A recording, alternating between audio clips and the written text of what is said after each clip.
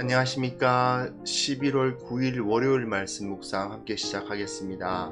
오늘 본문은 신명기 29장 1절에서부터 9절까지 다룹니다. 날마다 솟는 샘물에서는 13절까지 다루게 되어 있는데요. 제가 조금 본문을 구조적으로 살펴본 결과 9절까지만 다루면 좋겠다 싶어서 제가 본문을 약간 날마다 솟는 샘물과는 좀 다르게 잡았습니다. 왜 그렇게 잡았는지에 대해서는 좀 다음에 좀 길게 설명을 해야 될 것 같아요. 본문을 좀 짧게 잡고 대신 그 본문을 나눈 이유, 그렇게 본문을 나눈 이유에 대해서 설명을 좀 드리고, 오늘은 조금 본문 자체의 묵상보다는 전체 흐름에 대해서 조금 설명을 드리는 시간이 조금 더 길 것 같다는 생각은 듭니다. 이제 신명기가 결론으로 들어갔습니다. 신명기가 이제 끝나는 부분인데 어떻게 신명기가 마치고 있는지를 살펴보면서 다시 한번, 사실은 앞에서 많이 이야기했던 내용이긴 하지만 다시 한번 신명기의 핵심적인 가르침을 확인해 보는 시간이 될 수 있을 것 같습니다. 그럼 함께 말씀을 보겠습니다.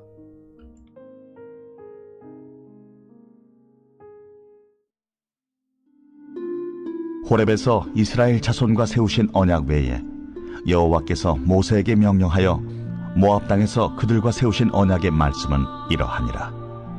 모세가 온 이스라엘을 소집하고 그들에게 이르되, 여호와께서 애굽 땅에서 너희의 목전에 바로와 그의 모든 신하와 그의 온 땅에 행하신 모든 일을 너희가 보았나니 곧 그 큰 시험과 이적과 큰 기사를 내 눈으로 보았느니라. 그러나 깨닫는 마음과 보는 눈과 듣는 귀는 오늘까지 여호와께서 너희에게 주지 아니하셨느니라. 주께서 40년 동안 너희를 광야에서 인도하셨거니와 너희 몸의 옷이 낡아지지 아니하였고 너희 발의 신이 헤어지지 아니하였으며 너희에게 떡도 먹지 못하며 포도주나 독주를 마시지 못하게 하셨음은 주는 너희의 하나님 여호와신 줄을 알게 하려 하심이니라.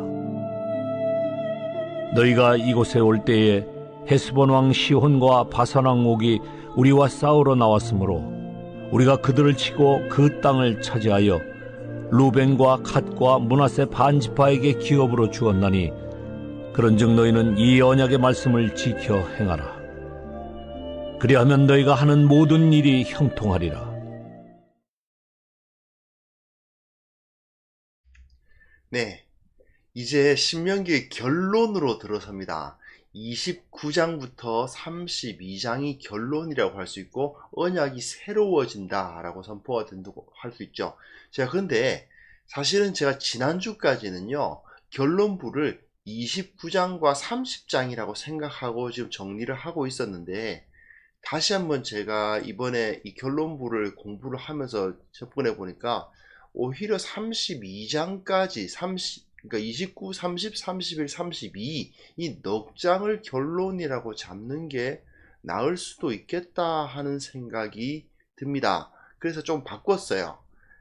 왜 그렇게 했냐 하면요, 사실은 앞에 제가 잘라놓은 것이 이제 29장, 30장이 결론, 그리고 31장부터 34장까지가 후기, 이렇게 자르면 그렇게 해도 괜찮아요. 사실은 그렇게 해도 괜찮은데 31장, 32장이 앞에 붙어도 괜찮고요. 그러니까 29장, 30장과 함께 붙어도 괜찮고, 또 뒤에, 그러니까 33장 이후에 붙어도 괜찮습니다.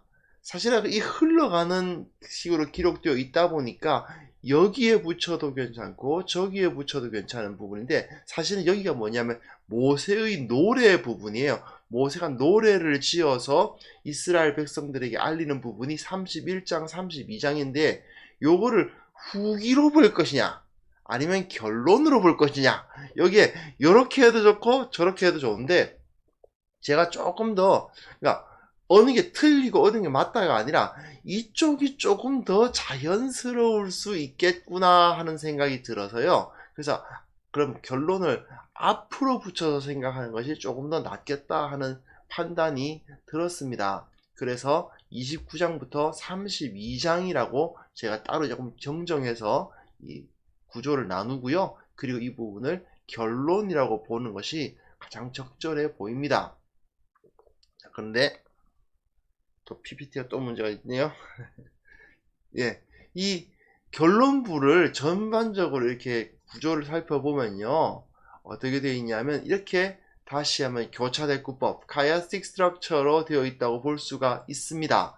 여기 보시면 A, B, C, X, C-, B-, A- 이렇게 기록이 되어 있어요.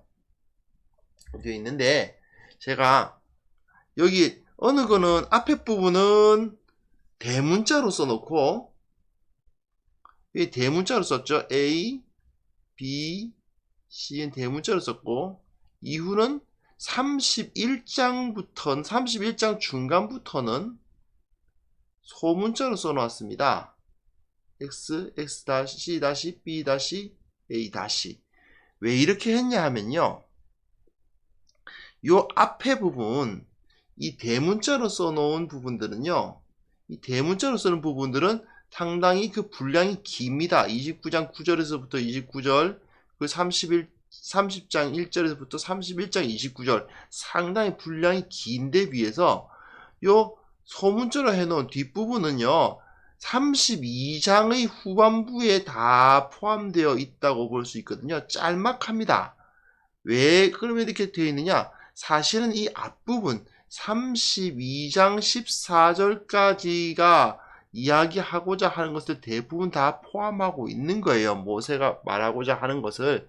그런데 워낙에 교차대꾸법이라는 것이 상당히 유용하게 사용되어지는 이 히브리식 문학 구조가 있기 때문에 그 밑에다가 교차대꾸적인 의미를 그 구조를 제시하기 위해서 짤막짤막하게 그에 대칭되는 내용들이 이렇게 붙어 있다고 보시면 되겠습니다. 그래서 전체를 하나의 그 구조로 만들기 위해서 이렇게 모세가 하나의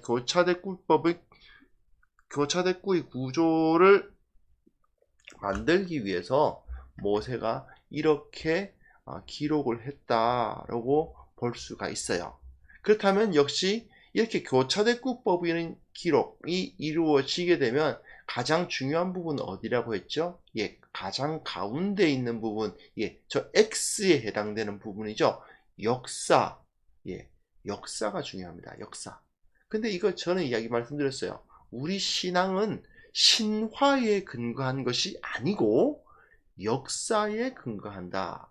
어떤 신의 이야기들, 사람들이 꾸며낸 그럴듯한 재미있는 이야기에 근거한 것이 아니라 실제로 인간 역사 가운데 일어난 사건에 근거한다. 그러므로 우리의 믿음은 결코 저 구름 잡는 이야기를 통해서 전수되는 것이 아니고 실제로 일어난 일에 대한 증언을 통해서 정말 예수님께서 십자가에 달려 죽으셨을 뿐 아니라 그분이 다시 살아나셨다. 그런데 그분은 하나님이 사람이 되신 분이다. 이거는 그냥 저기 다른 그 여러 그 고대 근동의 여러 신화들과 같이 무슨 신이 희한한 신들 이야기 많거든요. 근데 그 신이 죽었다 살아났다가 싸웠다 하는 그런 이야기를 하고 있는 것이 전혀 아니다. 실제로 인간의 역사 가운데 기원전과 기원후를 나누는 그때쯤, 정확하게 말하면 기원전 4년, 기원전 BC 4년쯤에 태어난 한 명의 유대인 목수 집안에서 태어난 한 명의 아기가 사실은 하나님이셨고, 그분이 십자가에 달려 죽으셨는데, 30세 전후에서 십자가에 달려 죽으셨는데, 그분이 자기가 어떻게 죽을 것인지를 미리 다 예언을 했고, 이게 굉장히 중요해요. 자기가 어떻게 죽을지를 예언할 수 있는 사람이 과연 있을까요? 없잖아요. 근데 이분은 자기가 어떻게 죽을 것인가를 정확하게 예언했을 뿐 아니라, 예언했을 뿐 아니라 자기가 어떻게 살아날 것인가를 예언하신 분이고, 좀 황당해지죠? 근데 정말로 살아나셨어요. 이건 신들이 죽었다 살아났다 하는 그런 신화 얘기가 아니라 실제로 이 땅에서 일어난 일입니다. 그게 그 사실을 알고 믿고 전하는 것, 이게 바로 신앙이거든요. 이게 굉장히 우리들에겐 중요한 사실이라고 할 수 있습니다. 그런데 이 전통은 신앙이 신화에 근거하지 않는, 옛날에 모세 시대에만 해도 별의별 신화가 많아요. 이집트 신화 한번 찾아보세요. 진짜 약간 좀 민망한 수준의 낯뜨거운 내용이 많이 들어있는 그런 어떤 신화들도 있고요. 그 외에도 고대 히타이트 신화, 여러 가지 신화들이 많은데, 전부 뭐냐면 말도 안 되는 그리고 그 이야기 자체가 실제로 역사에 이런 일이 일어났다고 믿는 게 아니라 그냥 그렇다라고 설명을, 그냥 세상 만사를 재미있게 설명하기 위해서 꾸며낸 이야기라는 티가 팍팍 나는 그 신화들이 주어져요. 그러다 보니 신화들이 자꾸 이곳저곳은 다 이야기가 자꾸 바뀌어요. 이렇게 역사가 아니다 보니까. 그런 것에 우리 신앙이 세워져 있지 않다는 것이죠. 실제로 일어난 사건에 근거한다. 이게 굉장히 중요합니다. 그러므로 우리가 하나님을 믿을 수 있느냐 없느냐라는 문제를 다시 한번 생각해 볼 수 있는 거죠. 우리 하나님은 이야기의 하나님이 아니세요. 그냥 이야기의 하나님이 아니세요. 우리가 살고 있는 이 현실 가운데 계시는 하나님, 실제 하시는 하나님, 지금도 우리를 보고 계시고 우리를 감찰하고 계시고 또 우리의 기도를 들어주시고 지금도 일하고 계시는 하나님, 그 하나님에 대한 메시지가 선포되는 거예요. 신명기에서 가장 기초가 뭐냐? 그거예요. 이 모든 믿음은 실제로 이 땅에서 너희들의 조상들 가운데 하나님이 이런 일을 일으키셨다. 그걸 기초로 하고요. 그러므로 그 하나님이 너희들과 맺으신 그 언약, 그 말씀을 준수하라. 여기서는 B죠. B 다시, 대문자 B와 그리고 소문자 B 다시라고 제가 제시해 놓은 이 29장 9절부터 29절, 그리고 또 32장 45절부터 47장 짤막한 부분이지만 그렇게 하나님의 말씀을 지키라 하는 메시지가 주어져 있는 거죠. 근데 재밌는 것은 이 결론부에 해당되는 그 부분은 이스라엘의 미래에 대해서 좀 부정적이에요. 무슨 소리냐? 너희들은 틀림없이 반역할 거야. 너희들은 틀림없이 반역할 거고 하나님으로부터 매를 맞을 거고 결국은 망할 거야 하는 이야기를 하고 있습니다. 좀 악담인데 이런 악담을 왜 모세가 기록했을까 싶은 생각이 들기도 하지만, 모세가 보기에는 얘네들은 출애굽 홍해가 갈라지는 걸 본 지 며칠 되지도 않아서 마라에서 물이 쓰다고 그냥 막 불평을 하고 조금 지나서는 먹을 거 없다 마실 거 없다고 그냥 애굽으로 돌아가자고 난리를 치고 그랬던 녀석들이다 하는 생각이 딱 있기 때문에 얘네들은 틀림없이 배반한다. 얘네들은 가나안 땅에 들어가서 배가 불러지면 틀림없이 다른 신을 섬길 거야 하는 그런 생각이 꽉 차 있었던 것 같습니다. 그러다 실제로 그리고 이스라엘 역사를 보면 그렇게 했고요. 그런 것을 이제 미리 이야기를 해요. C부터 이제 C에 해당되는 부분과 그리고 작은 소문자 C로 해서 C 다시라고 해놓은 부분이 보면은 너희들은 틀림없이 반역할 거고 그 때문에 망할 거다. 그런데 재밌는 것은 거기에 회복의 메시지가 들어있어요. 하지만 그렇더라도 다시 하나님을 붙잡으면, 다시 말씀을 붙잡으면 회복시켜 주실 것이다. 결국은 너희들이 안 망하려면 언약을 지켜야 되고, 혹시라도 너희가 그렇게 언약을 지키지 않아서 망했다 하더라도 회복되고 싶으면 역시 언약을 지켜라 하는 메시지가 여기에 기록되어 있습니다. 그리고 전반적으로 봤을 때 처음에 A에 해당되는, 큰 A에 해당되는 과거를 바라보는 게 이게 오늘 본문인데요. 오늘 본문에서는 과거를 바라보는 것으로 시작한 결론은 이 A 다시, 작은 A 다시라고 제가 분류해 놓은 미래, 이 모세가 느보산에 올라가 가지고 그 땅을 바라보거든요. 미래를 바라보는 겁니다. 이 민족의 미래를 바라보는 위치에서 자기는 못 들어가지만 과거를 기억하고 미래를 바라보는 것을 기록하면서 결론이 끝나고 있다. 이렇게 보시면 돼요. 자, 다시 한번요.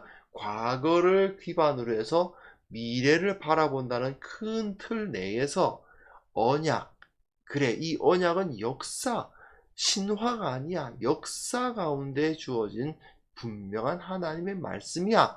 그러므로 이걸 지키면 너희가 형통해. 그런데 너희들은 지금까지 너무나도 불순종하고 하나님 앞에 거역했던 자들이니 틀림없이 또 반역하고 그럴 거야. 하지만 혹시라도 반역해서 하나님의 매를 맞아서 망하는 일이 있다 하더라도 거기서 다시 하나님을 붙잡으면 주님께서 회복시켜 주실 거야. 뭐 때문에? X에 해당되는 거. 증거를 딱 제시해요. 근데 그 증거도 역사예요. 하나님께서 너희들을 이렇게 용서하시고 붙들어 주셨잖아. 그 역사가 너희들에게 보증해주고 있으니 그 하나님의 역사, 하나님의 보증을 믿어.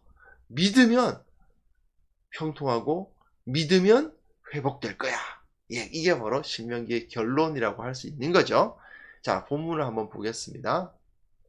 1절부터 4절까지 내용 보시면요.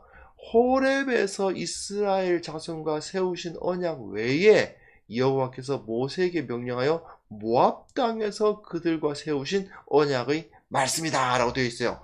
호렙이 어디입니까? 시내 산이죠. 시내 광야에서 그 산에 올라가서 언약을 세웠을 때의 내용 말고 거기에 추가해서 모압에서, 즉 이 모압은 어디예요? 요단강 동편, 요단강 동편에 지금 르벤과 갓과 므낫세 반지파가 차지한 그 땅에서 하나님과 이스라엘이 언약을 맺으셨는데 그 맺으신 내용이 이러하다고 되어 있어요. 근데 사실은 시내산에서 맺은 언약과 내용은 다른 게 없어요. 거의 같습니다. 다만 문제가 뭐냐면 언약 당사자가 달라졌죠. 시내산에서 언약을 맺었던 사람들은 40년 광야 기간 동안에 거의 다 죽었습니다. 물론 20세 이하의 사람들이 살아남아 있었으니까 그 당시에 그 시내산 언약 당시에 20세 미만이었던 사람들은 살아남았고 그 숫자도 상당히 많았을 겁니다.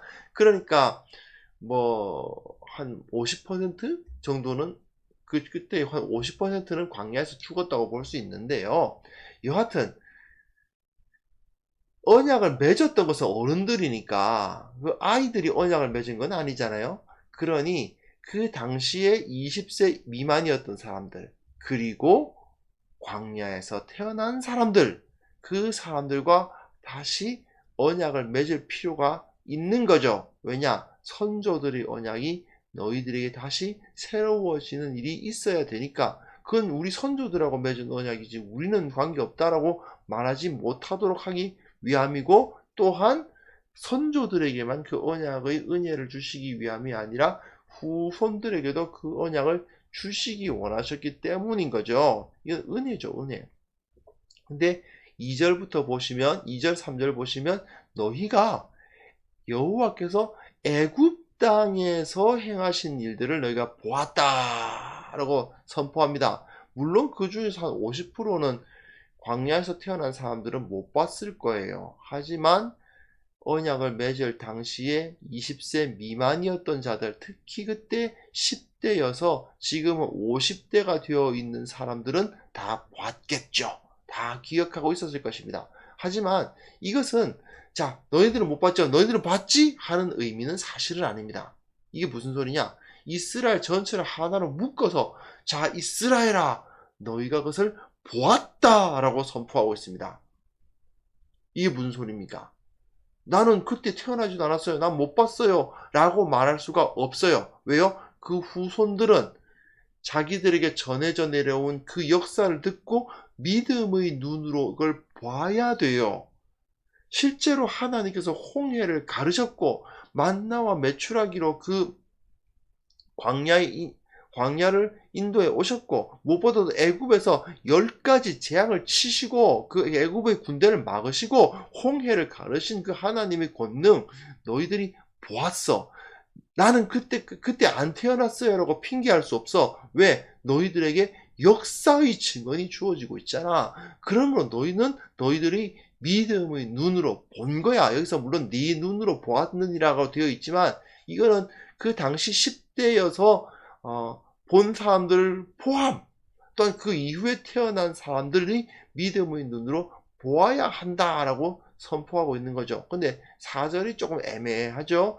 깨닫는 마음과 보는 눈과 듣는 귀는 오늘 여호와께서 너희에게 주지 아니하셨느니라. 이 말은 뭐냐면 이게 하나님 탓이란 뜻은 아닙니다. 그게 아니고 너희들은 어떻게 그렇게 마음이 완악해서 하나님이 행하신 일들이 이렇게 많은데 어떻게 그걸 깨닫지 못하고 하나님께서 행하셨다는 것을 보지 못하고 진정으로 하나님의 말씀을 듣지 못하고 있느냐, 이렇게 그냥 단식을 하고 있는 부분인 거죠. 그리고 5절부터 이후에 보시면 5절부터 8절까지가 사실은 과거의 내용을 활성하는 거고요. 내일은 9절은 다시 한번 또 다루겠습니다. 여하튼 5절부터 8절까지 이제는 가까운 미래, 너희들이 다 본 미래, 출애굽 당시에 태어나지 않았다 하더라도 40년 광야 동안 이 사람들은 매일 만나를 먹었어요. 매일 그 반석에서 나오는 물을 마셨어요. 이 사람들은 분명히 하나님께서 그 일을 하신 것을 보았어요. 그들이 떡도 먹지 못하며, 떡도 먹지 못한다는 말은 밀로 만든 빵을 못 먹었다는 뜻이죠. 만나로 만든 빵은 먹었는데, 그래서 밀을 수확하지 못해서 밀로 만든 떡을 먹지 못하고 포도주나 독주 마시지 못했죠. 당연히 포도가 없으니까.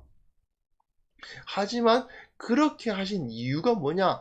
주는 너희 하나님 여호와이신 줄 알리라. 너희들이 반석에 나온 물을 마시고 만나와 메추라기를 먹으면서 사는 것도 역시 너희가 하나님 여호와를 알도록 하기 위해서다라고 선언하십니다. 즉 이거는 이야기로 전수된 게 아니죠. 출애굽 이야기는 나는 광야에서 태어났기 때문에 난 출애굽 직접 못 봤어요 라고 할 수 있을지 몰라도 이 만나와 메추라기와 그리고 반석에서 나온 물을 마시는 것은 핑계할 수가 없습니다. 여기 60만 대군의 남자들 그리고 나머지 어린아이들까지 다 경험한 사실이잖아요. 실제로 만져봤고 실제로 먹어봤고 실제로 몸으로 체험한 것 아니냐라고 선언하신 것입니다. 그리고 여기 봐라. 지금 우리가 서 있는 이 땅, 지금 모압 평야에 서 있거든요. 원래 헤스본 왕 시혼과 바산 왕 옥이 차지하고 있던, 아모리 족속들이 차지하고 있던 그 땅을 하나님께서 그들을 패하게 하시고 그들을 이기게 하시고 그 땅을 이렇게 주시지 않았느냐. 너희들의 형제 르벤과 갓과 므낫세 반지파가 지금 여기 땅을 차지해서 지금 성읍을 짓고 자기 정착을 하고 있지 않느냐. 눈으로 봤지. 확실한 사건이지. 절대로 부인할 수 없는 어떤 그냥 옛날 이야기, 우리식의 단군 할아버지 이야기가 아닌 거예요. 실제로 일어난 사건이다. 너희들이 지금 손으로 만질 수 있는 사건 아니야. 그러니 너희는 이 언약의 말씀을 지켜 행하라. 너무나도 확실한 건데 이걸 안 믿는다는 게 말이 되느냐? 그러니까 이것을 지켜 행하라. 그렇게 했을 때 너희가 하는 모든 일이 형통하게 될 것이다. 이렇게 선언하고 있는 것입니다. 자, 우리의 신앙이란 걸 다시 한번 확인합니다. 사실 예전에 이야기했지만 하나님께서 우리에게 주신 것은요, 믿을까 말까 한번 믿음의 모험을 해볼까? 안 믿는 것이 너무 당연해 보이지만 믿는다는 모험을 해볼까? 이런 게 아닌 거예요. 이게 아니에요. 너무나도 확실한 역사적 사실을 믿으라 이거예요. 예수님께서 부활하였다는 사실을 믿는 거예요. 그건 역사적 사실이에요. 자기 눈으로 예수가 다시 살아났다는 것을 봤다면서 죽음을 불사하고 난 진짜로 봤어. 나는 그분의 손을 만져봤다고 라고 주장한 사람이 수백 명, 수천 명이에요. 근데 그들 말을 안 믿는다는 거예요? 말이 안 되죠. 이건 신화가 아닙니다. 이건 절대로 단군 신화가 아닙니다. 이건 절대로 저 이상한 별의별 이 세상 만사가 어떻게 돌아가는지 설명하려고 재미있게 애들한테 꾸며낸 그런 이야기가 아닙니다. 우리의 복음은 진짜입니다. 우리의 복음은 확실한 이제 역사에 의해서 보증된 진리입니다. 그러므로 그리고 이 역사는 하나님이 우리를 사랑하신다는 것을 증언하고 있어요. 많이들 암송하시는 구절이지만 로마서 5장 8절에 우리가 아직 죄인 되었을 때 예수 그리스도께서 우리를 위하여 죽으심으로 하나님께서 우리에게 대한 자기 사랑을 확증하셨어요. 예수님이 우리를 위해서 죽으셨다는 것은 너무나도 확실한 역사적 사실이고 이 역사적 사실을 통해서 하나님은 우리를 사랑하신다. 우리를 지키기 원하시고 우리를 보호하기 원하시고 우리와 함께하기 원하신다는 것이 확실하게 증명이 꽝 됐어요. 하나님께서 보증서를 하나 찍어 주셨어요. 그게 바로 이 역사적 신앙이라는 것의 그 핵심부라고 할 수 있습니다. 그러므로 우리는 하나님의 사랑을 의심할 수 있습니까? 예, 안 되는 겁니다. 하나님의 사랑은 의심할 수 없어요. 하나님이 나를 사랑하시는데 나를 내버리실까요? 하나님이 나를 사랑하시는데 내 인생이 망가지도록 두실까요? 하나님이 나를 사랑하시는데 내가 죄의 길을 걸어가도록 내버려 두실까요? 예, 그렇지 않을 것입니다. 우리가 정말 하나님께 어떻게든 하나님의 마음에 맞게 살려고 노력하면 하나님께서 대번에 우리 가운데 오셔서 도우시고 지키시고 보호하시고 아무리 내가 처음 시작하는 환경이 어려운 환경에서 시작했다 하더라도 하나님은 우리와 함께 하사 우리가 견딜 수 없는 우리가 감당할 수 없는 시험을 당하는 것을 결코 용납하지 않으시고 반드시 피할 길을 주셔서 이 세상을 이길 수 있도록 해 주십니다. 우리가 결코 배고프지 않게 우리가 결코 우리 발이 부르트지 않게 우리 입은 옷이 헐벗지 않게 하나님께서 지켜주신다는 거. 그렇기 때문에 우리는 하나님의 말씀대로 언약을 지키며 살아야 한다. 예, 이건 확실한 진리입니다. 역사에 의해 보정된 확실한 진리입니다. 이 믿음, 우리가 이 시간 다시 한번 확인했으면 좋겠습니다. 혹시 우리들 마음에 하나님의 존재나 예수님의 보호하심 사랑을 의심하지는 않았는가? 하나님이 나를 사랑하신다는 사실을 나는 정말 의심하고 있지는 않았는가? 다시 한번 돌아보면서 주님을 결코 의심하거나 부인하지 않으며 주님을 따라 살겠습니다. 고백하는 시간 되었으면 좋겠습니다. 이 시간 함께 기도하겠습니다.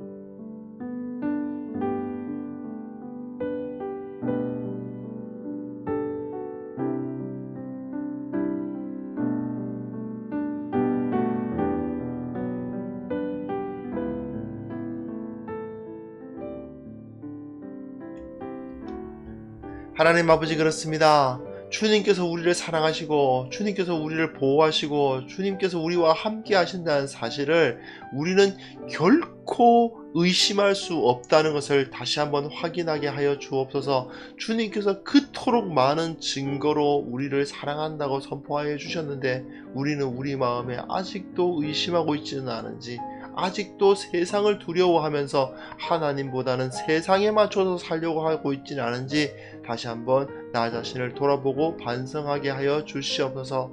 아버지 하나님, 우리들이 주님 앞에 기도합니다. 우리에게 기도의 권세가 있다는 것을 기억하고 우리의 모든 필요를 주님 앞에 간구하는 자들이 되게 하여 주시옵소서. 주님께서 응답하여 주시옵소서. 정말 하나님께서 살아계셔서 우리의 기도를 들어주신다는 것을 피부로 느끼며 살아갈 수 있도록 도와주시옵소서. 아버지 하나님, 그러나 이 세상이 참으로 하나님을 많이 떠나고 있습니다. 하나님을 무시하고 하나님을 믿지 아니하는 세상이 되어가고 있음을 보게 됩니다. 주님께서 불쌍히 여겨주셔서 우리가 복음의 등대가 되게 하여 주시고 저들 가운데 들어가 영혼을 한 명이라도 더 구원할 수 있도록 우리를 사용해 주시기를 원하옵고 바랍니다. 우리 마음속에 결코 주님의 은혜를 의심하는 일이 없도록 주여 우리와 함께 하여 주옵소서. 오늘 하루를 주님 앞에 의탁합니다.